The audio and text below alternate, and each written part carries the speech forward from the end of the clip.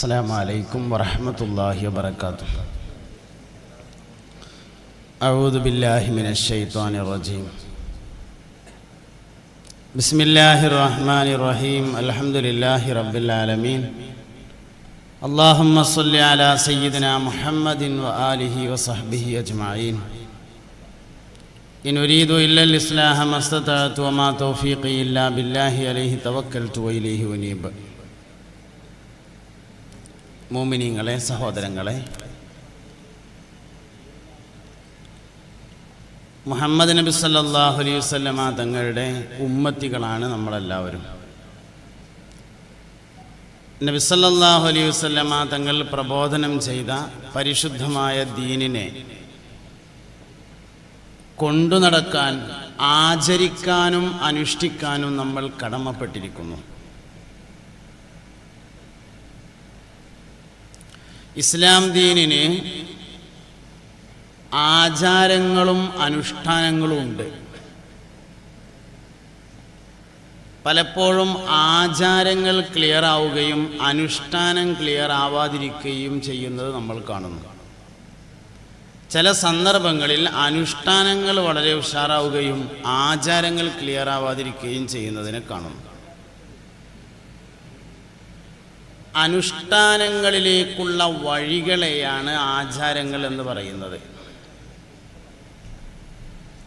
ഇപ്പോൾ ഹജ്ജിന് പോവുക എന്ന് പറയുന്നത് ഒരനുഷ്ഠാനമാണ്. ഇസ്ലാം ദീനിലെ ഏറ്റവും പ്രധാനപ്പെട്ട അനുഷ്ഠാനമാണ്.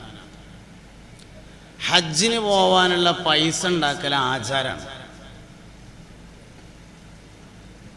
ഉംറക്ക് പോകൽ ഒരു അനുഷ്ഠാനമാണ്. ഉംറക്ക് പോകാനുള്ള പൈസ ഒപ്പിക്കൽ ആചാരമാണ്. റബ്ബർ ഷീറ്റ് കട്ടുങ്ങാണ്ട് അത് കൊണ്ടുപോയി വിറ്റിട്ട് പൈസ ഉണ്ടാക്കിയിട്ട് ഉംറക്ക് പോയാൽ അനുഷ്ഠാനം ക്ലിയറായി, ആചാരം ക്ലിയറായിട്ടില്ല.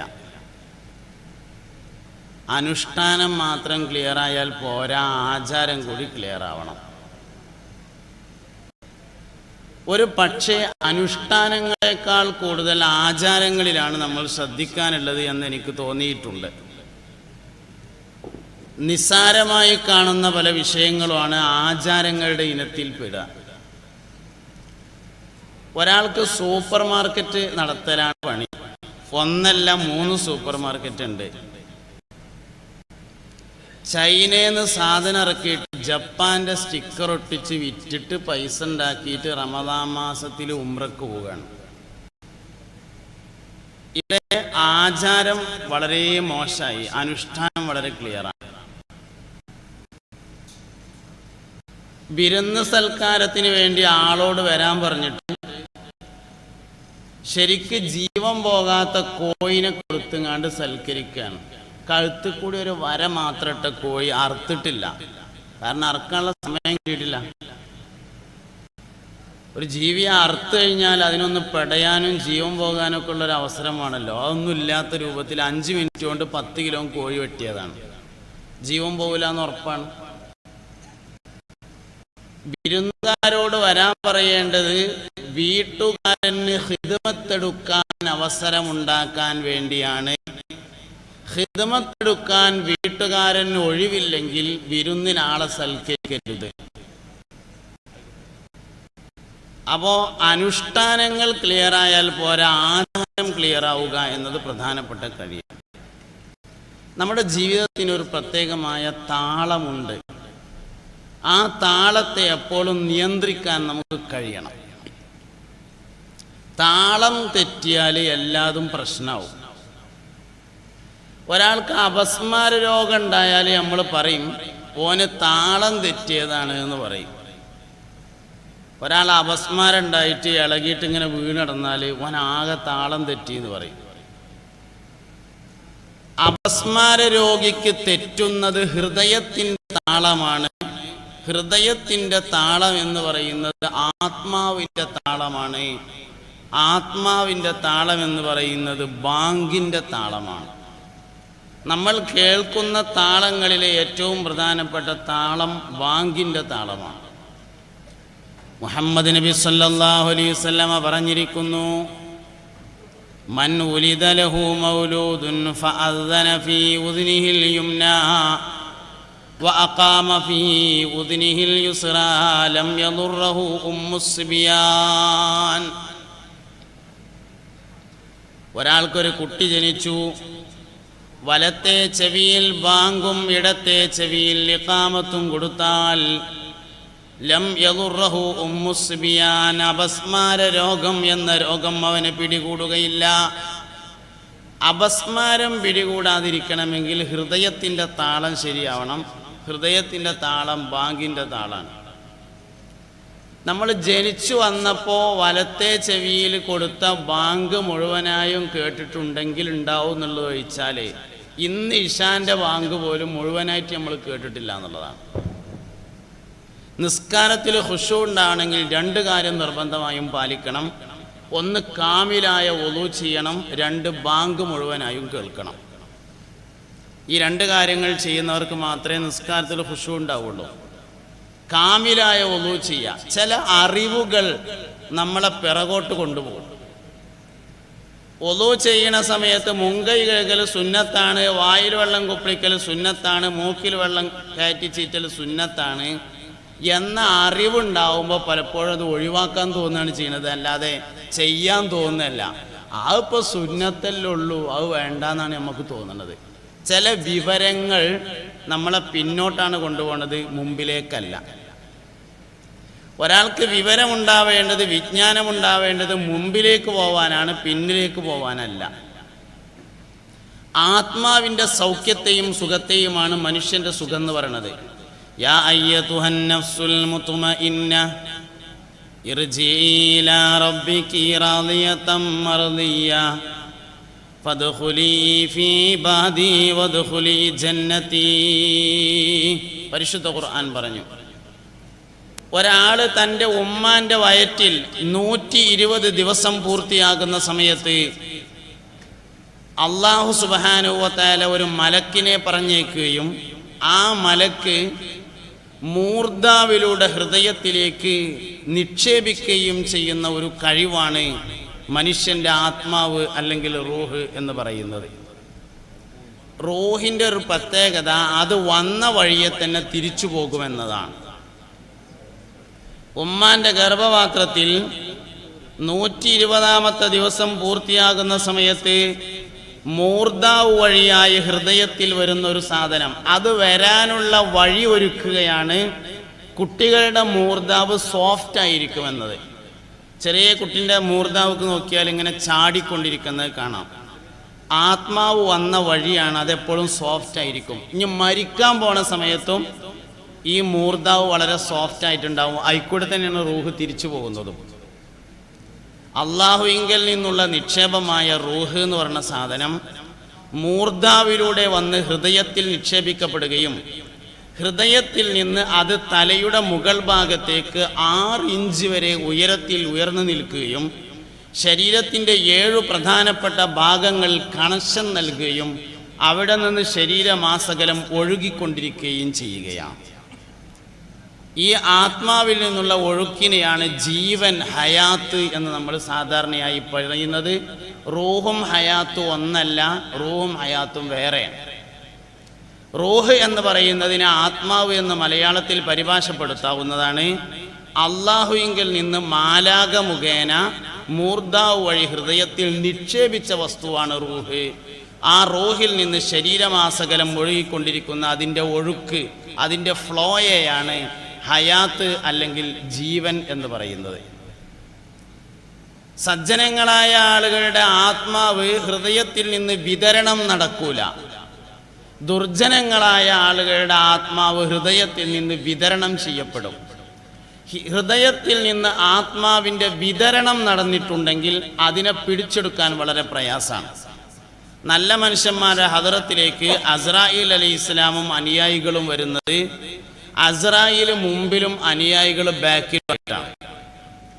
കണ്ടാൽ വളരെ ആകർഷണീയമായ വസ്ത്രം ധരിച്ച് അത്തർ പൂശി പുഞ്ചിരിക്കുന്ന മുഖത്തോടുകൂടെ സയ്യിദുനാ അസ്രായീൽ അലൈഹിസ്സലാം വരും.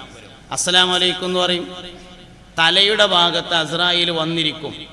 വിശേഷങ്ങൾ ചോദിച്ചറിയും. സ്വർഗത്തെക്കുറിച്ചും അതിലുള്ള നിഅമത്തുകളെക്കുറിച്ചും പറയുകയും സ്വർഗത്തിൻ്റെ വീഡിയോ കാണിച്ചു കൊടുക്കുകയും ചെയ്യും. സ്വർഗത്തിൻ്റെ ഫോട്ടോ കാണിക്കുമെന്നാണ് പറഞ്ഞിട്ടുള്ളത്. ആ ഫോട്ടോ സാധാരണ സ്റ്റിൽ ഫോട്ടോ അല്ല, വീഡിയോ ആണ്. കാരണം അതിലുള്ള നിയമത്തുകളും അതിലുള്ള വീടുകളൊക്കെ ഇങ്ങനെ വിശദീകരിക്കണമെങ്കിൽ വീഡിയോ ആണ്. അപ്പോൾ വീഡിയോ ആണ് ഇട്ട് കൊടുക്കുന്നത്. LCD പ്രൊജക്ടർ ഇട്ടിട്ട് സ്വർഗത്തിൻ്റെ വീഡിയോ ഇട്ടിട്ട് ഇങ്ങനെ കാണിച്ചു കൊടുത്തിട്ട് ആ കാണുന്ന 40 വീട് കൂടിയ ഒരു വീടില്ല, അത് അനക്കുള്ളതാണ്. അവിടെ ഇങ്ങനെ കുറേ സ്ത്രീകൾ ഇങ്ങനെ നിൽക്കുന്നത് കാണാനില്ല, അതൊക്കെ ഈ ചെല്ലണത് കാത്തിരിക്കുകയാണ്. ഇങ്ങനെ ഒരാൾക്കുള്ള നിഅമത്തുകളെ കുറിച്ച് ഇങ്ങനെ പറയുമ്പോൾ ഓൻ അതിങ്ങനെ നോക്കിയിട്ട് ഇങ്ങനെ ഇരിക്കും. അപ്പോൾ കൂടെ വന്ന മലക്കുകൾ കാലിൻ്റെ പെരുവിരലിൽ നിന്ന് റൂഹ് പിടിക്കാൻ ഇങ്ങനെ ആരംഭിക്കും. അത് ഹൃദയത്തിൽ തന്നെ കൊണ്ടുവന്ന് വെക്കും. മൂർധാവിലൂടെ ഹൃദയത്തിലേക്ക് നിക്ഷേപിച്ചതാണ് റൂഹ്. അവിടെ നിന്ന് ശരീരത്തിൻ്റെ വിവിധ ഭാഗങ്ങളിലേക്ക് അതിൻ്റെ വിതരണം ഉണ്ടാവും. ആദ്യം വിതരണത്തെ തിരിച്ചെടുക്കും. വിതരണങ്ങളൊക്കെ ഇങ്ങനെ കൂടെയുള്ള മലക്കുകൾ തിരിച്ചെടുത്തിട്ട് ഹൃദയത്തിൽ വന്ന് വെച്ചതിന് ശേഷം ഹൃദയത്തിൽ നിന്ന് അതിനെ പുറത്തേക്കെടുക്കുക എന്ന ജോലിയാണ് അസ്രാഈൽ അലൈഹിസ്സലാം ചെയ്യുന്നത്. ശരീരത്തിൽ എത്തുന്നതിന് മുമ്പ് നമ്മുടെ റൂഹിനെ നമുക്ക് കണ്ണുകൊണ്ട് കാണാൻ കഴിഞ്ഞിരുന്നു. ശരീരത്തിൽ നിന്ന് പിരിഞ്ഞാലും നമ്മുടെ റൂഹിനെ നമുക്ക് കണ്ണുകൊണ്ട് കാണാൻ കഴിയും. മൂർധാവിലൂടെ റൂഹ് പുറത്തേക്ക് പോകുന്ന സമയത്ത് കണ്ണതിനെ പിന്തുടരും. അതുകൊണ്ടാണ് മരിക്കുമ്പോൾ മേപ്പെട്ട് നോക്കണതിൻ്റെ കാരണം. മൂർധാവ് കൂടെ ഇങ്ങനെ പോകുമ്പോൾ റൂഹിനെല്ലാവരും ഇങ്ങനെ നോക്കും. ശരീരത്തിലേക്ക് വരുന്നതിന് മുമ്പും നമുക്കതിനെ കാണാൻ കഴിഞ്ഞിരുന്നു. ശരീരത്തിൽ നിന്ന് പിരിയുന്ന സമയത്തും റൂഹിനെ നമുക്ക് കാണാൻ കഴിയും എന്നതാണ് പ്രത്യേകത. ദുർജനങ്ങളായ ആളുടെ റൂഹിനെ പിടിക്കാൻ വേണ്ടി അസ്രാഈൽ അലൈഹിസ്സലാം വരുമ്പോൾ അസ്രാഈൽ ബാക്കിലും കൂടെയുള്ള ആളുകൾ മുമ്പിലുമായിട്ടാണ് വരുന്നത്. കണ്ടാൽ പേടിയാകുന്ന രൂപത്തിൽ കറുത്ത വസ്ത്രം ധരിച്ചുകൊണ്ട് അവർ വരികയും വളരെയധികം വിഷമകരമായ രൂപത്തിൽ അവർ പെരുമാറുകയും സംസാരിക്കുകയും മയമില്ലാത്ത സമീപനം കാണിക്കുകയൊക്കെ ചെയ്യുമ്പോൾ കൂടെയുള്ള മലക്കുകൾ കാലിൻ്റെ പെരുവിരലിൽ നിന്ന് റൂഹിനെ തട്ടിപ്പറിക്കും. അസ്രാഈൽ അലൈഹിസ്സലാം നരകത്തെ കാണിച്ചു കൊടുത്തുകൊണ്ട് അതിൻ്റെ കാര്യങ്ങൾ അവന് പറയും. അല്ലെങ്കിലോ ബേജാറാണ്. വീണ്ടും ബേജാറിലായിരിക്കുമ്പോൾ കൂടെയുള്ള മലക്കുകൾ അവൻ്റെ റൂഹ് പിടിക്കുമ്പോൾ അവൻ വേദന കൊണ്ട് പുളയുന്നതാണ്. ചില വിഷയങ്ങളെ നമ്മൾ ഗൗരവത്തിൽ മനസ്സിലാക്കേണ്ടതുണ്ട്. എല്ലാ കാര്യങ്ങൾക്കും പ്രത്യേകമായ ഒരു മറ ഉണ്ടാവുന്നതാണ്. ആ മറ പോയി കഴിഞ്ഞാൽ നമുക്ക് വളരെയധികം സുഖകരമായി വിഷയങ്ങളെ മനസ്സിലാക്കാം. ഇപ്പം സമയത്തിനൊരു മറ ഉണ്ട്. സമയത്തിൻ്റെ മറ എന്ന് പറഞ്ഞാൽ നമ്മളിപ്പോൾ ഇന്നലെ എന്ന് പറയുന്ന കുറേ കാര്യങ്ങളുണ്ട്, ഇന്ന് എന്ന് പറയുന്ന കുറേ കാര്യങ്ങളുണ്ട്, നാളെ എന്ന് പറയുന്ന കുറേ വിഷയമുണ്ട്. ഇന്നലെ വെള്ളിയാഴ്ചയായിരുന്നു. നമ്മൾ പലരും നാട്ടിൽ നിന്ന് ദൂരരാജ്യങ്ങളിൽ നിന്ന് ക്യാമ്പസ് കോളിൽ പങ്കെടുക്കാൻ വേണ്ടി പുറപ്പെട്ടു. ഇന്ന് ക്യാമ്പസ് കോളിൻ്റെ ഉദ്ഘാടനം നടന്നുകൊണ്ടിരിക്കുന്നു. നാളെ ക്യാമ്പസ് കോളിൻ്റെ പ്രധാനപ്പെട്ട പഠന ക്ലാസ്സുകളൊക്കെ നടക്കും. ഇന്നലെ, ഇന്ന്, നാളെ. ഈ മണിക്കൂർ, ഇതിൻ്റെ മുമ്പത്തെ മണിക്കൂർ, വരാനിരിക്കുന്ന മണിക്കൂർ, ഈ മിനിറ്റ്, ഇതിൻ്റെ മുമ്പത്തെ മിനിറ്റ്, വരാനിരിക്കുന്ന മിനിറ്റ്, കഴിഞ്ഞു പോയത്, നടന്നുകൊണ്ടിരിക്കുന്നത്, വരാൻ പോകുന്നത്. ഈ സെക്കൻഡ്, ഇതിൻ്റെ മുമ്പത്തെ സെക്കൻഡ്, വരാനിരിക്കുന്ന സെക്കൻഡ്. സമയത്തിൽ നിന്ന് ഏറ്റവും ചെറിയത് സെക്കൻഡായിട്ടാണ് നമ്മൾ കണക്കാക്കിയിട്ടുള്ളത്. എന്നാൽ സെക്കൻഡിൻ്റെ താഴെയും സമയമുണ്ടല്ലോ. വലാ തകിൽനി ഇലാ നഫ്സി തർഫത ഐൻ. അല്ലാഹുവേ, എൻ്റെ കാര്യം എന്നിലേക്ക് നീ കണ്ണിമ വെട്ടി നീക്കുന്ന സമയം പോലും ഏൽപ്പിക്കരുതേ. കണ്ണ് ഇമ വെട്ടി മീക്കുന്ന സമയത്തിന് നമ്മൾ ഒരു സെക്കൻഡ് എന്നാണ് പറയുന്നത്.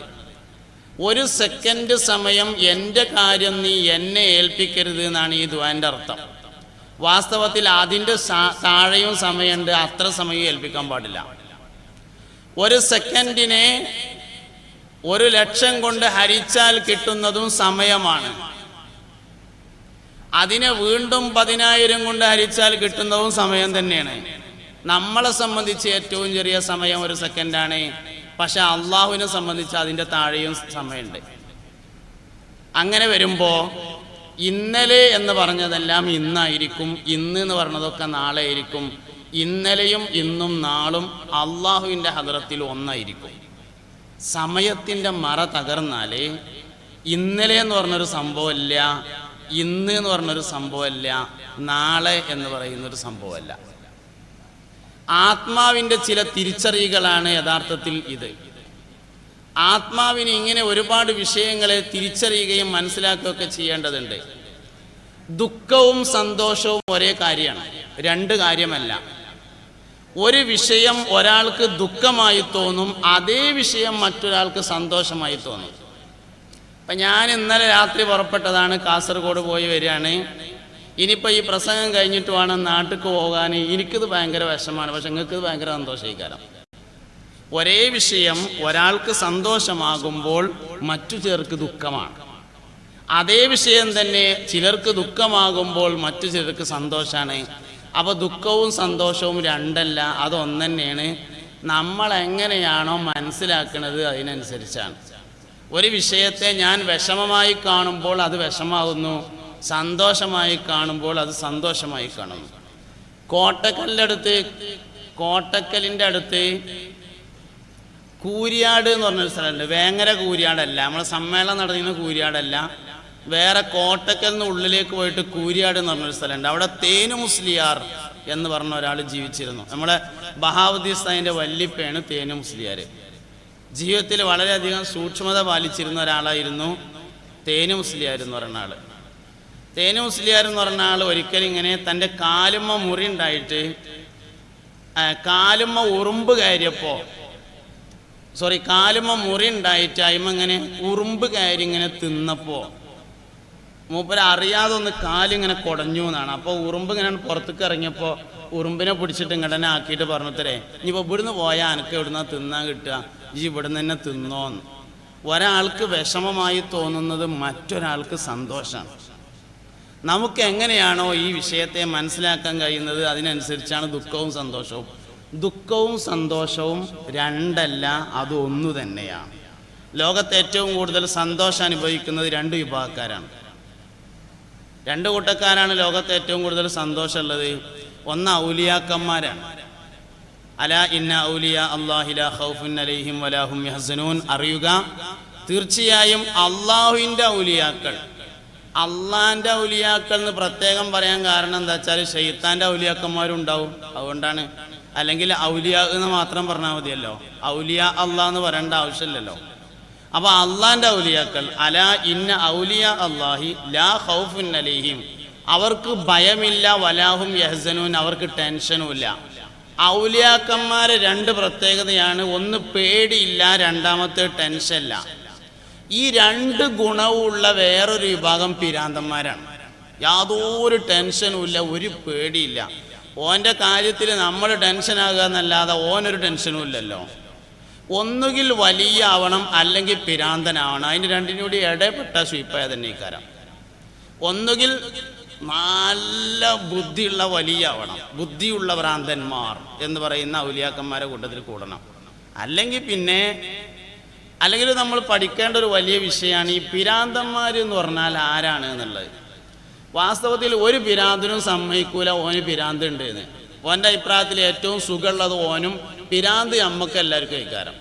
ഓന് ഭയങ്കര സുഖമാണ്, വെറുതെ പന്തലൊക്കെ ഇട്ട് ട്യൂബൊക്കെ കെട്ടിയിട്ട് കുറേ പിരാന്തന്മാർ അവിടെ അങ്ങനെ പോയിരിക്കണമെന്നാണ് ഓൻ്റെ അഭിപ്രായത്തിൽ ഉണ്ടാവുക. നമ്മളെ വിചാരം ഈ പന്തലിൻ്റെ ഒട്ടുക്കൊന്നും വരാതെ ആ ചെങ്ങായി ഇങ്ങനെ റോഡ് സൈഡിൽ കൂടെ നടക്കുന്നു, ഓനാണ് പിരാന്ത് എന്നാണ്. ഓരോരുത്തരും അങ്ങോട്ടും ഇങ്ങോട്ടും കുറ്റപ്പെടുത്തുന്ന സംഗതിയാണ് പിരാന്ത് എന്നത്. വാസ്തവത്തിൽ നമ്മളൊന്ന് പരിശോധിക്കണം, ആരാണ് ബുദ്ധിയുള്ളവൻ, ആരാണ് ബുദ്ധിയില്ലാത്തവൻ, ആരാണ് ഭ്രാന്തൻ, ആരാണ് ഭ്രാന്തില്ലാത്തവൻ. ഭ്രാന്തന്മാരുടെ പ്രവർത്തനങ്ങളെ ശരിയായ നിലയിൽ വിലയിരുത്തിയാൽ അവർക്ക് വളരെ വലിയ ബുദ്ധിശക്തി ഉണ്ട് എന്ന് കാണാൻ പറ്റും. ശരിയായ നിലയിൽ വിലയിരുത്തണമെന്ന് മാത്രം. ഒരു പ്രാവശ്യം ഞാൻ പല സ്ഥലത്തും പറഞ്ഞിട്ടുള്ളൊരു കാര്യമാണ്. ഒരു പ്രാവശ്യം തെക്ക് ഭാഗത്തു നിന്ന് ഇങ്ങനെ യാത്ര ചെയ്ത് വരുന്ന സമയത്ത് ഒരു ഹോട്ടലിൽ ഭക്ഷണം കഴിക്കാൻ വേണ്ടി കയറി. അപ്പോൾ ഇങ്ങനെ ഇപ്പോൾ ഒക്കെ ഫാസ്റ്റ് ഫുഡ് കടകളായതുകൊണ്ട് അകത്തുണ്ടാക്കിയിട്ട് പുറത്ത് നിന്നിട്ടാണ് കഴിക്കുക. അപ്പോൾ ഇങ്ങനെ ഭക്ഷണത്തിന് ഓർഡർ ചെയ്തിട്ട് ഇങ്ങനെ പുറത്തിരിക്കുമ്പോൾ ഒരു പിരാന്തം വന്നിട്ട് ഇങ്ങനെ ക്യാഷിലിരിക്കണ മുതലാളിനെ ഇങ്ങനെ നോക്കി നിന്നപ്പോൾ മുതലാളിക്ക് മനസ്സിലായി ഇയാൾക്ക് ഭക്ഷണത്തിനാണ് ഇപ്പോൾ ഈ നോട്ടം. അയാൾ അകത്ത് പോയിട്ട് ഒരു ഡിസ്പോസിബിൾ പാത്രത്തിൽ കുറച്ച് ഭക്ഷണം കൊടുത്തു. ഭ്രാന്തൻ അത് കൊണ്ടുപോയി ഒരു മതിലിൻ്റെ മുകളിൽ കയറി ഇരുന്നിട്ട് അത് മുഴുവനായും കഴിച്ചു. ഒന്നും ബാക്കിയില്ലാതെ കഴിച്ചു. എന്നിട്ട് പിന്നെ ആ പ്ലേറ്റ് ഇങ്ങനെ മടക്കിയിട്ട് ആ പ്ലേറ്റും പിടിച്ചിട്ട് ഇങ്ങനെ നടക്കുകയാണ്. ആ പ്ലേറ്റായിട്ട് ഇങ്ങനെ നടക്കുകയാണ്. അപ്പം ഞാനിങ്ങനെ വീക്ഷിച്ചു, എവിടുക്കാ പോയി ആൾ ഈ പ്ലേറ്റായിട്ട്. എനിക്ക് പിരാന്തന്മാരെ നോക്കണ പണിയുണ്ടല്ലോ, അതുകൊണ്ടല്ല ഇപ്പോൾ ഇവിടെ നിൽക്കണേ. അതുകൊണ്ട് ഇങ്ങനെ മൂപ്പര് തേറ്റ് എവിടുക്കാ പോണതെന്ന് ഇങ്ങനെ നോക്കിയിരുന്നു. കുറേ കഴിഞ്ഞപ്പോൾ ഇങ്ങനെ പോയിട്ട് ഒരു മരത്തിൻ്റെ താഴ്ഭാഗത്ത് വലിയൊരു വേസ്റ്റ് ബോക്സ് ഉണ്ട്. അതിൽ കൊണ്ടുപോയിട്ട് ഈ പാത്രം ഇട്ടു. ബുദ്ധിയുള്ളവൻ എന്ന് പറയുന്ന മനുഷ്യൻ കഴിച്ചു പോയ പാത്രം അലക്ഷ്യമായി അങ്ങിങ്ങ് റോഡ് സൈഡിൽ കിടക്കുമ്പോൾ, ബുദ്ധിയില്ല എന്ന് നമ്മൾ പറയുന്നവൻ കഴിച്ച പാത്രം വേസ്റ്റ് ബോക്സിൽ കൊണ്ടുപോയിട്ടു. ആർക്കാ ബുദ്ധിയുള്ളത്, ആർക്കാ ബുദ്ധി ഇല്ലാത്തത്? ഒരു മനുഷ്യന് ബുദ്ധി ഉണ്ട് എന്ന് പറയാൻ വലിയ പ്രയാസമാണ്, ബുദ്ധി ഇല്ല എന്ന് പറയാൻ അതിലേറെ വലിയ പ്രയാസമാണ്. ബുദ്ധി ഉണ്ട് എന്ന് പറയാൻ ഭയങ്കര പ്രയാസീകരം. ചില ആൾക്കാരെ നമ്മളിങ്ങനെ വിലയിരുത്തുമ്പോൾ ബുദ്ധി ഇല്ലാതിരിക്കുക എന്ന് പറഞ്ഞാൽ പല നിലക്കുണ്ട്. ചില ആളുകൾക്ക് ഒരു സമയത്തും ബുദ്ധിയില്ല, അങ്ങനത്തോരുണ്ടാവും. ചില ആളുകൾക്ക് ചില വിഷയത്തിൽ ബുദ്ധിയില്ല, മറ്റു ചില വിഷയത്തിൽ ബുദ്ധിയുണ്ട്, അങ്ങനത്തോരുണ്ടാവും. വേറെ ചില ആൾക്കാർ ഒരു വിഷയത്തിൽ ചിലപ്പോൾ ബുദ്ധിയില്ല, അതേ വിഷയത്തിൽ തന്നെ ചിലപ്പോൾ ബുദ്ധിയുണ്ട്, അങ്ങനത്തെ ആൾക്കാരുണ്ടാവും. ഇതൊക്കെ ബുദ്ധിയില്ലായ്യാണ്, ഇതൊക്കെ ബുദ്ധിയുള്ള അവസ്ഥയാണ്. അപ്പോൾ ആരാണ് ബുദ്ധിയുള്ളത്, ആരാണ് ബുദ്ധിയില്ലാത്തത് എന്ന് കൺഫേം ചെയ്യണമെങ്കിൽ വലിയ പ്രയാസമുള്ള കാര്യമാണ്. എന്തായാലും ലോകത്ത് ഏറ്റവും കൂടുതൽ സന്തോഷവും സുഖം അനുഭവിക്കുന്ന രണ്ട് കൂട്ടക്കാരാണ്. ഒന്ന് അള്ളാഹുവിൻ്റെ ഔലിയാക്കന്മാരാണ്, രണ്ട് പിരാന്തന്മാരാണ്. തട്ടിമുട്ടി ജീവിച്ചു പോവാനാണെങ്കിൽ ഇത്രയും വലിയ ബുദ്ധിയുടെ ആവശ്യമുണ്ടായിരുന്നില്ല. എങ്ങനെങ്കിലുമൊക്കെ ഇങ്ങനെ കഴിഞ്ഞുകൂടിങ്ങാണ്ട് മരിക്കോളം, എന്താ എൻ്റെ ആഗ്രഹം എന്ന് ചോദിച്ച് കുട്ടികളോട് ചോദിച്ചാൽ പറയും മരിക്കോളം ജീവിക്കണം എന്നാണ്. മരിക്കോളം ജീവിക്കണമെന്നാണെങ്കിൽ പൂച്ചൻ്റെ ബുദ്ധി മതിയാവും, പൂച്ചയും മരിക്കോളം ജീവിക്കേണ്ടത്. ഉറുമ്പിൻ്റെ ബുദ്ധി മതിയാവും, ഉറുമ്പും മരിക്കോളം ജീവിക്കേണ്ടത്. രാജാവിൻ്റെ പ്ലേറ്റിൽ ഡൈനിങ് ടേബിളിൽ കയറിയിട്ട് രാജാവ് കഴിക്കുന്നതിന് മുമ്പ് ഉറുമ്പ് ഭക്ഷണം കഴിച്ചതിൻ്റെ പേരിൽ ഇന്ന് വരെ ഒരു ഉറുമ്പിനെയും വെടിവെക്കാൻ ഓർഡർ ഇട്ടതായി നമ്മൾ കേട്ടിട്ടില്ല. ഉറുമ്പിന് അത് ജായിസാണ്, മനുഷ്യന് ജായിസല്ല. രാജാവിൻ്റെ ഭക്ഷണം കഴിക്കാൻ ഉറുമ്പായാൽ മതി, മനുഷ്യനാവണ്ടെന്നർത്ഥം. ഇത്രയും ബുദ്ധി കൊണ്ട് അള്ളാഹുവിനെ മനസ്സിലാക്കണമെന്ന് രണ്ട് വിഭാഗത്തോട് മാത്രമേ പറഞ്ഞിട്ടുള്ളൂ. ഒന്ന് ജിന്ന് വിഭാഗത്തോടും രണ്ട് ഇൻസ് വിഭാഗത്തോടാണ്. മലക്കുകളോട് അള്ളാഹു തആല നിങ്ങളൊന്ന് ആലോചിച്ച് നോക്കി ഇന്നെ പറ്റിയെന്ന് പറഞ്ഞിട്ടില്ല. മലക്കുകൾ ജന്മനാ മൂമിനീങ്ങളാണ്, അവർ ഈമാനിയത്തിൽ തുടരും, അവർ ഈമാനായിട്ട് മൂമിനായിട്ട് തന്നെ വഫാത്താവുകയും ചെയ്യും. മരത്തോട് പറഞ്ഞിട്ടില്ലല്ലോ, മൂരിക്കുട്ടിനോട് പറഞ്ഞിട്ടില്ല, മൂരിക്കുട്ടിയെ ഇന്നെ പറ്റി ഒന്ന് ആലോചിച്ചിട്ട് മനസ്സിലാക്കിയതിന് ശേഷം വിശ്വസിക്കണമെന്ന്. എല്ലാ മൂരിക്കുട്ടികളും ജന്മനാ മൂമിനീങ്ങളാണ്, എല്ലാ മരങ്ങളും ജന്മനാ മൂമിനീങ്ങളാണ്. വന്നജുമു വശജറു യസ്ജുദാൻ വസ്സമാ റഫഅഹാ വവളഅൽ മീസാൻ. എല്ലാം മൂമിന. രണ്ട് വിഭാഗത്തോട് മാത്രമാണ് ബുദ്ധി കൊണ്ട് അള്ളാഹുവിനെ കണ്ടെത്തണം എന്ന് പറഞ്ഞിട്ടുള്ളത്. ഒന്ന് ജിന്ന് വർഗമാണ്, രണ്ടാമത്തേത് ഇൻസ് വർഗമാണ്. അതുകൊണ്ട് മനുഷ്യന് അള്ളാഹു തആല നൽകിയിട്ടുള്ള ബുദ്ധിയും മൃഗങ്ങൾക്ക് അള്ളാഹു തആല നൽകിയിട്ടുള്ള ബുദ്ധിയും തമ്മിൽ വ്യത്യാസമുണ്ട്. മനുഷ്യന് നൽകിയിട്ടുള്ള ബുദ്ധി അവൻ്റെ ആത്മാവുമായി കണക്ഷനുള്ളതാണ്. മറ്റു ജീവികൾക്ക് നൽകിയിട്ടുള്ള ബുദ്ധി അവരുടെ ജീവനുമായി കണക്ഷനുള്ളതാണ്. ഇപ്പോൾ ആടുംകുട്ടിക്ക് ബുദ്ധിയുണ്ട്. ആടുംകുട്ടിക്ക് ബുദ്ധി ഉള്ളതുകൊണ്ടാണല്ലോ ആൾക്കാരെ കാണുമ്പോൾ മണ്ടണത്. ബുദ്ധിയുണ്ട്, പക്ഷെ ആടിൻ്റെ ബുദ്ധി ജീവനുമായിട്ടാണ് കണക്ഷൻ. എന്നാൽ മനുഷ്യൻ്റെ ബുദ്ധി ആടുംകുട്ടിയുടെ ബുദ്ധിയല്ല, അത് റൂഹുമായി ആത്മാവുമായാണ് കണക്ഷൻ ഉള്ളത്. അതുകൊണ്ട് തന്നെ ഈ രണ്ട് ബുദ്ധി തമ്മിൽ ഒരുപാട് വ്യത്യാസം ഉണ്ടാവും. ഇപ്പം നമ്മൾ ഈ സദസ്സുക്ക് ഒരു കുതിര വന്നു, ഒരു കുതിര ഇങ്ങനെ വന്നോ വയൽക്ക് കൂടെ അങ്ങനെ വന്നിട്ട് ഇവിടെ വന്നു. അവിടെ വന്നിട്ട് ഇങ്ങനെ ചാടിക്കളിച്ചിട്ട് ഇങ്ങനെ അങ്ങോട്ട് നോക്കുമ്പോൾ നമുക്ക് മനസ്സിലായി ഒരു വന്നതിപ്പോൾ ഒരു കുതിരയാണ് എന്ന് മനസ്സിലായി. കുറച്ച് കഴിഞ്ഞപ്പോൾ വേറൊരു കുതിരയും കൂടി വന്നാൽ നമുക്ക് മനസ്സിലാകും ഇപ്പോൾ വന്നത് രണ്ട് കുതിരയാണ് എന്ന് മനസ്സിലാവും. ദേശം കഴിഞ്ഞിട്ട് മൂന്നാമത്തെ ഒരു കുതിരയും കൂടി വന്നു, അപ്പോൾ വന്നത് മൂന്ന് കുതിരയെന്ന് മനസ്സിലാവും. പക്ഷെ കുതിരക്ക് മനസ്സിലാവില്ല മൂന്നെണ്ണം ഉണ്ടെന്ന്. കുതിരക്ക് മൂന്ന് കുതിരയും ഇപ്പോൾ ഈ വന്നതെന്ന് മനസ്സിലാവാൻ പോണില്ല, മനുഷ്യനെ മനസ്സിലാവുള്ളൂ. മനുഷ്യൻ്റെ ബുദ്ധിയും കുതിരയുടെ ബുദ്ധിയും തമ്മിലുള്ള വ്യത്യാസമാണ്. കുതിരക്ക് ബുദ്ധിയുണ്ട്, അതതിൻ്റെ ജീവനുമായി കണക്റ്റാണ്. അത്യാവശ്യം ജീവിച്ചു പോകാൻ ആവശ്യമായ വിവേകം ആണ് അവർക്കുള്ളത്, അതവരുടെ ജീവനുമായി കണക്ഷനാണ്. എന്നാൽ മനുഷ്യന് നൽകിയിട്ടുള്ള ബുദ്ധി അതല്ല. മലക്കുകളുടെ ബുദ്ധിയും മനുഷ്യൻ്റെ ബുദ്ധിയും തമ്മിൽ വ്യത്യാസമുണ്ട്. ഒരു മലക്കിന് അല്ലാഹു തആല നൽകിയിട്ടുള്ള ബുദ്ധി എന്ന് പറഞ്ഞാൽ, അല്ലെങ്കിൽ വിവരം എന്ന് പറഞ്ഞാൽ, ഏതാണോ പഠിപ്പിച്ചത് അത് മാത്രമാണ്. മനുഷ്യന് പഠിക്കാൻ ആവശ്യമായ വിവരമാണ് നൽകിയിട്ടുള്ളത്. അതായത് ഒരു മലക്കിന് അല്ലാഹു തആല പഠിച്ചപ്പോൾ സുജൂദിൽ കിടക്കാനാണ് പഠിപ്പിച്ചത്, സുജൂദ് ചെയ്യാനാണ് പഠിപ്പിച്ചതെങ്കിൽ ഖിയാമത്ത് നാൾ സൂര്യൻ പടിഞ്ഞാറുന്ന് ഉദിക്കുന്നത് വരെ, ഖിയാമത്ത് നാൾ ഉണ്ടാവുന്നത് വരെ ആ മലക്ക് സുജൂദ് തന്നെ ഇക്കാരം. അർശിനെ ചുമക്കാനാണ് ഒരു മലക്കിനെ അല്ലാഹു തആല പഠിപ്പിച്ചതെങ്കിൽ ഖിയാമത്ത് നാൾ വരെയും ആ മലക്ക് അർശ് ഇങ്ങനെ ഏറ്റി നിൽക്കുക തന്നെയാണ്, വേറെ ഒന്നും ഉണ്ടാവില്ല. മനുഷ്യന്റെ ബുദ്ധി അതല്ല. മനുഷ്യൻ അല്ലാഹു തആല പഠിക്കാൻ ആവശ്യമായ ബുദ്ധിയെ നൽകിയിട്ടുണ്ട്. അപ്പം മനുഷ്യൻ മലക്കുകളുടെയും മേലെ പോകാൻ കഴിവുള്ളവനാണ് എന്നതിൻ്റെ തെളിവാണ് മിഅ്റാജ്. മിഅ്റാജിൽ മലക്കുകളുടെ കൂട്ടത്തിൽ ഏറ്റവും ഉന്നതനായ സയ്യിദുനാ ജിബ്രീൽ അലൈഹിസ്സലാം പോകാത്ത സ്ഥലത്തേക്ക് ബഹുമാനപ്പെട്ട ത്വാഹ റസൂലുള്ളാഹി സ്വല്ലല്ലാഹു അലൈഹി വസല്ലം പോയി. അഹ്ലുസുന്നത്ത് വൽ ജമാഅയുടെ വിശ്വാസം അനുസരിച്ച് 4 ഖലീഫമാരുടെ സ്ഥാനം മലക്കുകൾക്കും മേലെയാണ് എന്നാണ്. സയ്യിദുനാ അബൂബക്കർ സിദ്ദീഖ് റളിയല്ലാഹുവിന്റെ ആണ്ടുമാസമാണ് ഈ മാസം. ഈമാനിൽ സിദ്ദീഖ് റളിയല്ലാഹുവിനെ മറികടക്കുന്ന മറ്റാരുമില്ല. കഴിഞ്ഞ വ്യാഴാഴ്ച 22 അറബി മാസം 22-നാണ് ബഹുമാനപ്പെട്ട സിദ്ദീഖ് റളിയല്ലാഹു അൻഹു വഫാത്തായ ദിവസം. ഈമാനിൽ സിദ്ദീഖ് റളിയല്ലാഹുവിന്റെ അവിടെ ആർക്കും എത്തുന്നില്ല. ഈമാനിന് ചില പ്രധാനപ്പെട്ട അടിസ്ഥാനങ്ങളുണ്ട്. ഈമാന്റെ പ്രധാനപ്പെട്ട അടിസ്ഥാനം നിലകൊള്ളുന്നത് ഷഹാദത്ത് കലിമയുടെ 2ാമത്തെ ഷിഖിലാണ്. അഷ്ഹദു അല്ലാ ഇലാഹ ഇല്ലല്ലാഹ് വ അഷ്ഹദു അന്ന മുഹമ്മദുർ റസൂലുള്ളാഹ് എന്നുള്ളതാണ് ഷഹാദത്ത് കലിമ. ഇതിൽ ഈമാന്റെ വളരെ പ്രധാനപ്പെട്ട അടിസ്ഥാനം നിലകൊള്ളുന്നത് 2ാം ഷിഖായ വ അഷ്ഹദു അന്ന മുഹമ്മദുർ റസൂലുള്ളാഹ് എന്നതിലാണ്. ഒരാള് ഈമാന്റെ കമാലിയത്തിലേക്ക് പോകുന്നത് മുഹമ്മദ് നബി സല്ലല്ലാഹു അലൈഹി വസല്ലമ തങ്ങളിൽ താല്പര്യമുള്ളതിനനുസരിച്ചാണ്. ഈമാൻ നുക്സാനിയത്തിലേക്ക് പോകുന്നത് നബി സല്ലല്ലാഹു അലൈഹി വസല്ലമ തങ്ങളിൽ താല്പര്യം കുറയുന്നതിനനുസരിച്ചാണ്. അപ്പോൾ ഈമാനിന് ചില പ്രധാനപ്പെട്ട അടിസ്ഥാനങ്ങൾ, ബേസുകളുണ്ട്. ആ ബേസുകളെ മനസ്സിലാക്കാൻ നമുക്ക് കഴിയുക എന്നത് പ്രധാനപ്പെട്ട കാര്യമാണ്. ആത്മാവിന് ഭക്ഷണം നൽകാൻ നമുക്ക് സാധ്യമാവണം. ശരീരത്തെ പ്രശ്നമല്ലാതെ കാണാൻ വേണ്ടി പറ്റണം. ആത്മാവും ശരീരവും തമ്മിലുള്ള ബന്ധം ഒരു വാഹനവും ആ വാഹനത്തിലെ യാത്രക്കാരനും തമ്മിലുള്ള ബന്ധമാണ്. ഒരു വാഹനം, ആ വാഹനത്തിൻ്റെ മേലെ യാത്ര ചെയ്യുന്ന ഒരു യാത്രക്കാരൻ ആരോട് ചോദിച്ചാലും, 3ാം ക്ലാസ്സിൽ പഠിക്കുന്ന കുട്ടിനെ വിളിച്ചിട്ട് ചോദിച്ചു, കുട്ടിയെ മോനെ വാഹനത്തിനാണോ യാത്രക്കാരനാണോ പ്രാധാന്യം എന്ന് ചോദിച്ചാൽ ആ കുട്ടി പറയും അത് വാഹനത്തിൻ്റെ മേലെ യാത്ര ചെയ്യണ യാത്രക്കാരൻ തന്നെയാണ് പ്രാധാന്യം എന്ന് പറയും. ഒരു മോട്ടോർ സൈക്കിൾ ഇങ്ങനെയാണ് പോയിരുന്നു, അല്ലെങ്കിൽ ഒരു കാർ ഇങ്ങനെയാണ് പോയിരുന്നു, അവിടെ ഒരു അപകടത്തിൽപ്പെട്ടു എന്ന് കേട്ടാൽ നമ്മൾ ആദ്യം ചോദിക്കും ആ വണ്ടിയും ഒരു ചെങ്ങായി ഉണ്ടായിരുന്നു, ഓൻ എന്തേലും പറ്റിയോ എന്ന് ചോദിക്കും. വണ്ടിക്ക് പറ്റണതിനേക്കാൾ പ്രധാനമാണ് അയിമത്തെ ചെങ്ങായിക്ക് എന്തേലും പറ്റലേ. ഒരു വാഹന അപകടത്തിൽപ്പെട്ടാൽ വാഹനം വെട്ടിപ്പൊളിച്ച് അതിലുള്ള ആളെ രക്ഷപ്പെടുത്താൻ കഴിയുള്ളൂ എങ്കിൽ വാഹനം വെട്ടിപ്പൊളിച്ച് അതിലുള്ള ആളെ രക്ഷപ്പെടുത്താൻ വേണ്ടി ശ്രമിക്കും.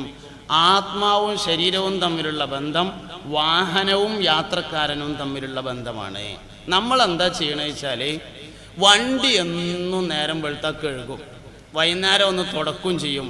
അതിൻ്റെ ഉള്ളിലുള്ള മനുഷ്യൻ കുളിക്കലില്ല എന്നുള്ളതാണ് പ്രശ്നം. വണ്ടി എന്നും കഴുകും, എണ്ണൊക്കെ തേച്ച് പോളിഷ് ചെയ്ത് ഉഷാറായിട്ട്. പണ്ടൊരു തമാശ പറയലുണ്ട്, പണ്ടൊരു അണ്ണാച്ചി കുളിച്ചപ്പോൾ ബനിയൻ കിട്ടി എന്ന് പറയലുണ്ട്. കുറേ കുളിച്ച് അടിയൊക്കെ എത്തിയപ്പോൾ അതിൻ്റെ ഉള്ളിലൊരു ബനിയൻ. ഇതേമാതിരിയാണ് വണ്ടി എന്നും കഴുകുന്നുണ്ട്, അതിൻ്റെ ഉള്ളിലത്തെ ചെങ്ങായിനെ ഇതുവരെ കുളിപ്പിച്ചിട്ടില്ല എന്നുള്ളതാണ് നമ്മുടെ ഒരു പ്രശ്നം. അപ്പോൾ ശരീരവും ആത്മാവും തമ്മിൽ താരതമ്യം ചെയ്യുമ്പോൾ ആത്മാവാണ് ഏറ്റവും പ്രധാനപ്പെട്ടത്. ശരീരത്തിൻ്റെ ആവശ്യങ്ങൾ 3 എണ്ണമാണ്. 1 ഉറക്കവും വിശ്രമവുമാണ്, 2 വെള്ളവും ഭക്ഷണവുമാണ്, 3ാമത്തേത് സുഖാസ്വാദനങ്ങളാണ്. ശ്രദ്ധിക്കണേ, ശരീരത്തിൻ്റെ ആവശ്യങ്ങൾ 3 എണ്ണമാണ്. 1 ഉറക്കവും വിശ്രമവും ശരീരത്തിന് ആവശ്യമാണ്. ഉറങ്ങിയില്ല എന്ന് എഴുതിയിട്ട് ആത്മാവിനൊന്നും സംഭവിക്കൂല, ശരീരത്തിനാണ് ക്ഷീണം വരുന്നത്. 1 ഉറക്കവും വിശ്രമവുമാണ്. 2 ഭക്ഷണവും വെള്ളവും ശരീരത്തിനാണ് ആവശ്യമുള്ളത്.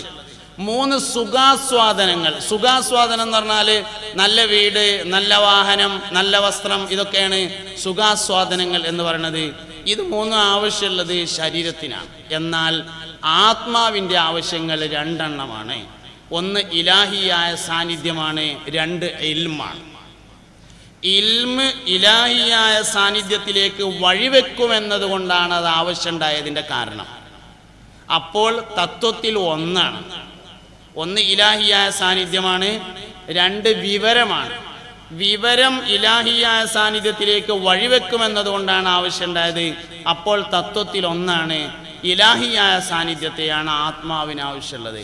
ഈ പ്രപഞ്ചത്തിൽ ജനിച്ചു വന്ന് മുഅ്മിനിന്റെ കുട്ടി ആദ്യമായി കരയുന്നത് ഇലാഹിയായ ഒരു ശബ്ദം കേൾക്കാൻ വേണ്ടിയാണ്.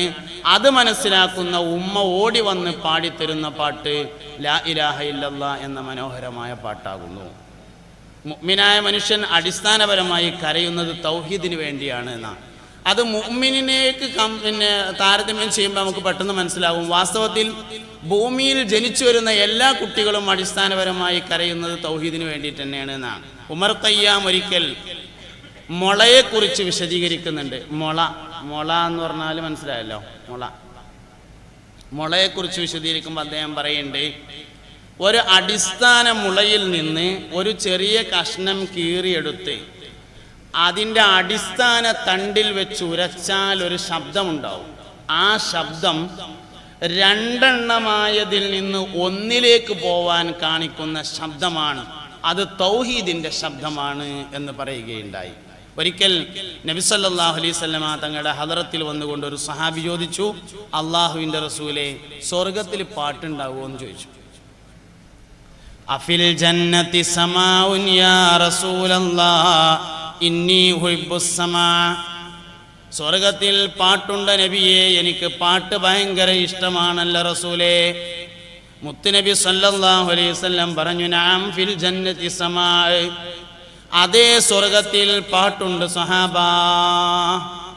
അപ്പോൾ ആ സഹാബി വര്യൻ ചോദിച്ചു, അല്ലാഹുവിൻ്റെ റസൂലേ, സ്വർഗത്തിലെ പാട്ട് എങ്ങനെയായിരിക്കും നബിയെ?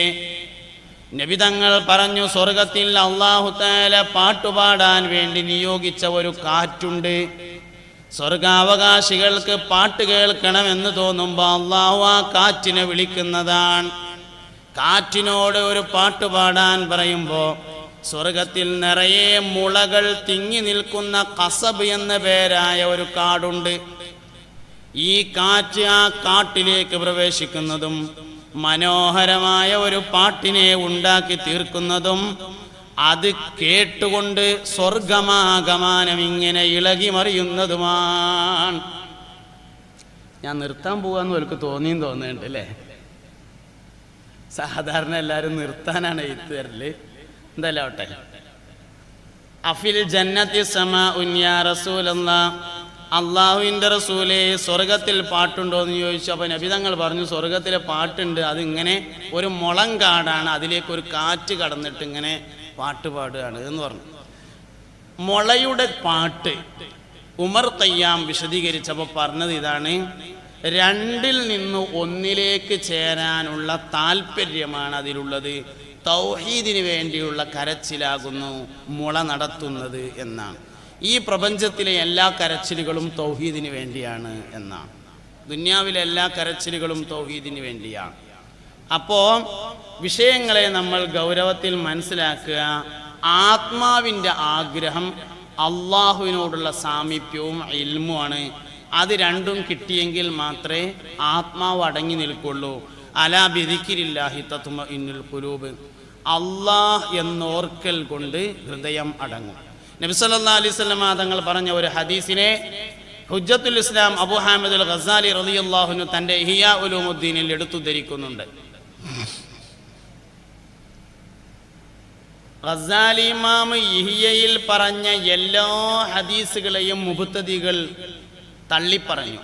എന്നാൽ മുബ്തദികളുടെ നേതാവായ ഇബ്നു തൈമിയ്യ ഹുജ്ജത്തുൽ ഇസ്ലാം അബൂ ഹാമിദ് അൽ ഗസാലി റളിയല്ലാഹു അൻഹു ഇഹ്യയിൽ പറഞ്ഞ ഒരു ഹദീസ് ഇന്നെ വല്ലാതെ സ്വാധീനിച്ചു എന്ന് പറയുകയുണ്ടായി. ആ ഹദീസ് ഇതാണ്, ഇദാ സക്കറല്ലാഹ ഖലസ എന്ന ഹദീസാണ്. ഇദാ ദക്കറല്ലാഹ ഖലസ, ഒരാൾ അള്ളാഹുവിനെ ഓർത്താൽ അവൻ രക്ഷപ്പെട്ടു എന്ന ഹദീസാണ്. ഇദാ ദക്കറ അല്ലാഹ്, ഒരാൾക്ക് അള്ളാഹ് എന്ന് ഓർമ്മ വന്നാൽ ഖലസ, അവൻ കൈച്ചിലായി, അവൻ രക്ഷപ്പെട്ടു എന്ന് പറയുന്ന ഹദീസാണ്. ഇഹ്യയിൽ പറഞ്ഞ എല്ലാ ഹദീസുകളെയും വിമർശിച്ച ഇബ്നു തൈമിയ സപ്പോർട്ട് ചെയ്ത ഹദീസ്. ഒരു മനുഷ്യന് അള്ളാഹ് എന്ന് ഓർമ്മ വരുമ്പോഴാണ് അവൻ ഏറ്റവും നല്ല രക്ഷപ്പെട്ട സംശുദ്ധനായ മനുഷ്യനായി മാറുന്നത് എന്നാണ്. അങ്ങാടി കൂടെ ഇങ്ങനെ നടന്നു പോവുകയാണ്. അപ്പം ഇങ്ങനെ ബസ് സ്റ്റാൻഡിൻ്റെ ചുമരുമ്മ സിനിമ പോസ്റ്റർ ഒട്ടിച്ചിട്ടുണ്ട്. നല്ല പെണ്ണുങ്ങളെ ഫോട്ടോ ഒക്കെ ഉള്ള സിനിമ പോസ്റ്റർ. സാധാരണ ഒരു മനുഷ്യനാണെങ്കിൽ നമുക്ക് ഇങ്ങനെ നോക്കാൻ തോന്നും. പക്ഷെ വാപ്പ ഒപ്പം ഉണ്ടെങ്കിൽ നോക്കാൻ തോന്നൂല, വാപ്പ കൂടെ ഉണ്ടെങ്കിൽ നോക്കാൻ തോന്നൂല. അപ്പം ഇങ്ങനെ നോക്കാത്ത മാതിരി നിൽക്കും. ഭാര്യ കൂടെ ഉണ്ടെങ്കിലും കഴിയൂല നോക്കാൻ. പക്ഷേ വാപ്പ പെരയിലായിട്ടൊരു കാര്യമില്ല. നല്ല സ്ട്രോങ് ഉള്ള വാപ്പയാണ്, പക്ഷെ മൂപ്പര് പെരയിലുള്ളത്. മൂപ്പര് ഒപ്പം ഇല്ലെങ്കിലും നോക്കും. ഭാര്യ അങ്ങനെ തന്നെയാണ്. മൂപ്പര നല്ലോണം സംശയത്തോടു കൂടെ നോക്കുന്ന ആളാണ്, പക്ഷെ ഭാര്യ വീട്ടിലാണെങ്കിൽ നോക്കും. അള്ളാഹു പെരയിലായിട്ട് കാര്യമില്ല. അള്ളാഹു കൂടെയുണ്ടെങ്കിലേ തെറ്റുകളിൽ നിന്ന് ഒഴിഞ്ഞു നിൽക്കാൻ കഴിയുള്ളൂ. മഅയ്യത്തിൻ്റെ ബോധം എന്നാണ് അതിന് പറയാ. അള്ളാഹു കൂടെയുണ്ട് എന്ന ബോധം. ഔസുല്ലാദം പഠിപ്പിച്ച അദ്കാറുകളിലുണ്ട്. അല്ലാഹു ഹാദിരി, അല്ലാഹു നാദിരി, അല്ലാഹു ഷാഹിദി, അല്ലാഹു മഈ. അല്ലാഹു ഹാദിരി, അള്ളൻ്റെ അടുത്ത് തന്നെ ഉണ്ട്. അല്ലാഹു നാദിരി, അള്ളന്നെ ഇങ്ങനെ നോക്കുന്നുണ്ട്. അല്ലാഹു ഹാദിരി, അല്ലാഹു ഷാഹിദി, അള്ളന്നെ കാണുന്നുണ്ട്. അല്ലാഹു മഈ, അള്ളൻ്റെ ഒപ്പമുണ്ട്.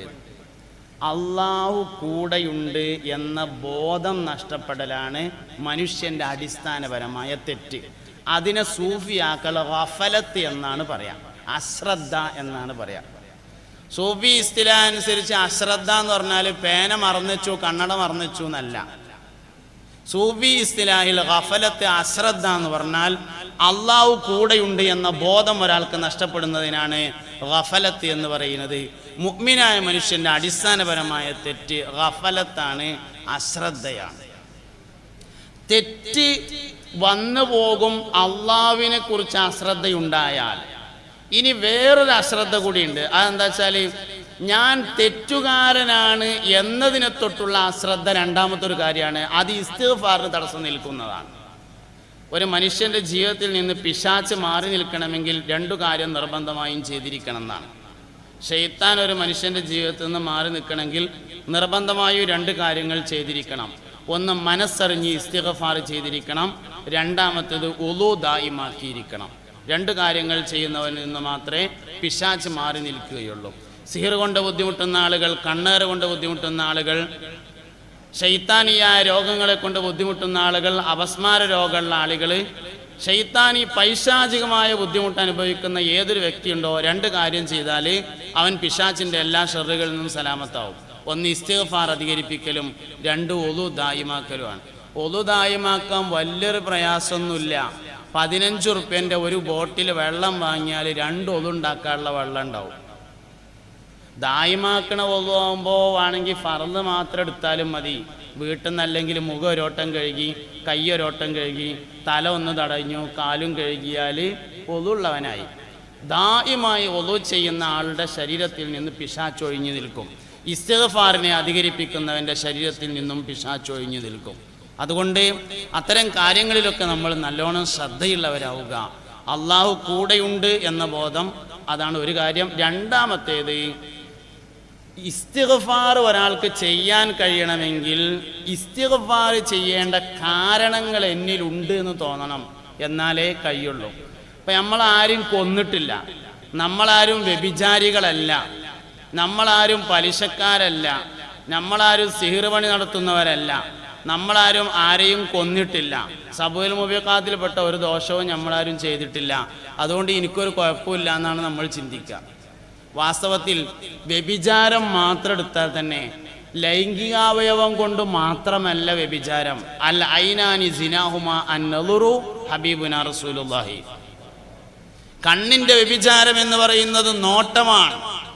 കണ്ണിൻ്റെ വ്യഭിചാരം നോട്ടാണ് എന്ന് മുഹമ്മദ് നബി സല്ലല്ലാഹു അലൈഹി വസല്ലം.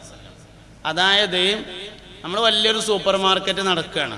സൂപ്പർ മാർക്കറ്റ് നടത്തുമ്പോൾ ക്യാഷ് കൗണ്ടറിൽ നിൽക്കാൻ 4 പെൺകുട്ടികൾ ആവശ്യമുണ്ട്. പത്രത്തിൽ പരസ്യം കൊടുത്തു, DTP എടുത്തിട്ട് അവിടെ ഇവിടെ കൊട്ടിച്ചു വെച്ചു, വാട്സപ്പിലൊക്കെ ഷെയർ ചെയ്തു, ഫേസ്ബുക്കിലൊക്കെ ഇട്ടു. 20 അപേക്ഷ വന്നു. 4 കുട്ടികളെയാണ് ആവശ്യമുള്ളത്, 20 അപേക്ഷ വന്നു. എന്നാൽ കുട്ടികളെ ആദ്യം മൊത്തത്തിൽ ഇങ്ങനെ നോക്കിയിട്ട് 8 എണ്ണം കറുത്തതുമാണ്, 4 എണ്ണം വെളുത്തതുമാണെങ്കിൽ വെളുത്ത 4 എണ്ണത്തിനെയാണ് സെലക്ട് ചെയ്യുക. സെലക്ട് ചെയ്യുമ്പോൾ മനസ്സുകൊണ്ട് ഇങ്ങനെ വിചാരിക്കും, പീടിയിൽ 4 ചെക്കന്മാർ കയറണമെങ്കിൽ ഇത് നിർത്തിയാലല്ലേ പറ്റുള്ളൂ. വാസ്തവത്തിൽ നേത്ര വ്യഭിചാരത്തിന് വേണ്ടി സൗകര്യം ചെയ്യലാണ്. അൽ ഐനാനി സിനാഹുമ അന്നദറു. എന്ത് ഞാൻ പറയാൻ കാരണം, നമ്മുടെ തെറ്റുകളെക്കുറിച്ച് നമുക്ക് പലപ്പോഴും അശ്രദ്ധയുണ്ടാവുന്നുണ്ട്. അതാണ് ഇസ്തിഗ്ഫാർ ചെയ്യാൻ കഴിയാത്തതിൻ്റെ കാരണം. അപ്പോൾ 2 കാര്യങ്ങൾ സൂക്ഷിക്കണം. ഒന്ന് ഉളു ദായിമാക്കാൻ സൂക്ഷിക്കണം, ഇസ്തിഗ്ഫാറിനെ അധികരിപ്പിക്കാൻ സൂക്ഷിക്കണം. എന്നാൽ പിശാച് ഒരാളിൽ നിന്ന് ഒഴിഞ്ഞു നിൽക്കും. പിശാച് ഒഴിഞ്ഞു നിൽക്കുമ്പോൾ മനുഷ്യന് വരുന്ന ബോധമാണ് മഅയ്യത്തിൻ്റെ ബോധം, അള്ളാഹു കൂടെയുണ്ട് എന്ന ബോധം. ആ ബോധത്തിൽ ഒരു മനുഷ്യന് വിജയിക്കാൻ കഴിയും എന്നതാണ് ഞാൻ നിങ്ങളുടെ മുമ്പിൽ സമർപ്പിക്കുന്ന ഏറ്റവും പ്രധാനപ്പെട്ട സന്ദേശം. ശരീരത്തേക്കാൾ പ്രധാനപ്പെട്ടത് ആത്മാവാണ്. ആത്മാവിന് 2 ആവശ്യങ്ങളാണുള്ളത്. ഒന്ന് ഇലാഹിയായ സാമീപ്യവും, 2 ഇൽമുമാകുന്നു. 2 നൽകാൻ നമ്മൾ തയ്യാറാവണം. അപ്പോൾ നമുക്ക് ശാന്തമായ മനസ്സോടുകൂടെ ജീവിക്കാൻ കഴിയുകയും അവസാനം യാ അയ്യത്തുഹൻ നഫ്സുൽ മുത്മഇന്ന ഇർജിഇ ഇലാ റബ്ബികി റളിയതൻ മർളിയ ഫദ്ഖുലി ഫീ ഇബാദി ഫദ്ഖുലി ജന്നതി എന്ന് പറയുന്ന വിഭാഗത്തിൽപ്പെടാൻ സാധ്യമാവുകയും ചെയ്യും. അല്ലാഹു റബ്ബുൽ ഇസ്സത്ത് അനുഗ്രഹിക്കട്ടെ. ഈ ഒരുമിച്ചുകൂടൽ ജന്നാത്തുൽ ഫിർദൗസിൽ ഒരുമിച്ചുകൂടാൻ അല്ലാഹു നമുക്കൊരു സബബാക്കി തരട്ടെ. ആമീൻ എന്ന് ദുആ ചെയ്തുകൊണ്ട് ഞാൻ എൻ്റെ വാക്കുകൾ അവസാനിപ്പിക്കുകയാണ്. സുബ്ഹാനകല്ലാഹുമ്മ വബിഹംദിക അഷ്ഹദു അല്ലാ ഇലാഹ ഇല്ലാ അൻത അസ്തഗ്ഫിറുക വഅതൂബു ഇലൈക് വസല്ലല്ലാഹു തആല വസല്ലമ അലാ ഖൈരി ഖൽഖി സയ്യിദിനാ മുഹമ്മദിൻ വആലിഹി വസഹ്ബിഹി അജ്മഈൻ വൽഹംദുലില്ലാഹി റബ്ബിൽ ആലമീൻ. ദുആ ചെയ്യണം. അസ്സലാമു അലൈക്കും.